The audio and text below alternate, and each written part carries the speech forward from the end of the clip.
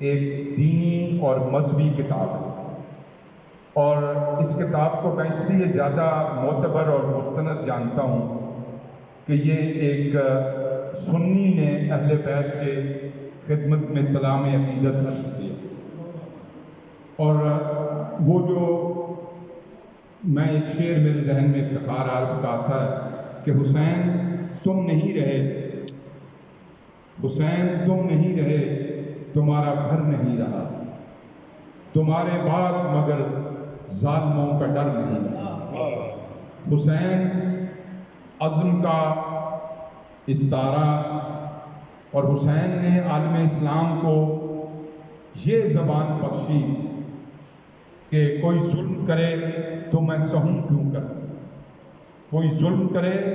تو میں سہوں کیوں کر، جو اس کا خدا ہے وہی میرا بھی خدا ہے۔ معزز حاضرین،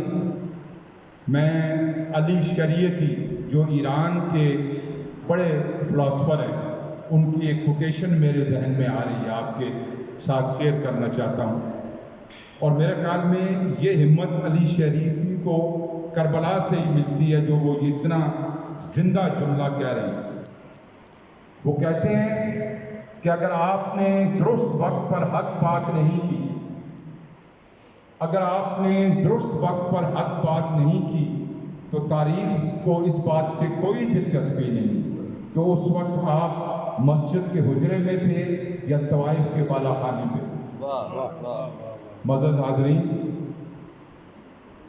رفاقت صاحب جیسے میں نے کہا کہ ایک بڑے مستند صحافی ہیں،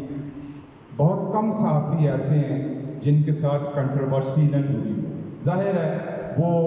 عوام کے نباز ہوتے ہیں، عوام کی جو ذہن میں ہوتا ہے اس کو پیش کرتے ہیں، تو جو لوگ ان کی اس رائے سے اتفاق کرتے ہیں وہ ان کے ڈارلنگ بن جاتے ہیں، اور جو اختلاف کرتے ہیں وہ ان کے ولن بن جاتے ہیں۔ ہمارے معاشرے میں گزشتہ 5-6 سالوں سے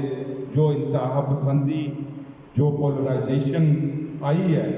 اس سے صحافتی برادری بھی بچ نہیں سکی۔ ہم دیکھتے ہیں کہ صحافی بھی باقاعدہ خانوں میں بچ چکے، تو بہت کم صحافی ایسے ہیں جو اپنا دامن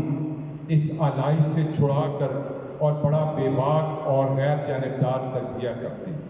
تو رفاقت صاحب ان میں سے ایک ہیں۔ یہ گلی کوچے کے مسائل ہوں، عوامی مسائل ہوں، دینی مسائل ہوں، سماجی مسائل ہوں، بڑی ہی عرقریزی کے ساتھ اور کسی بھی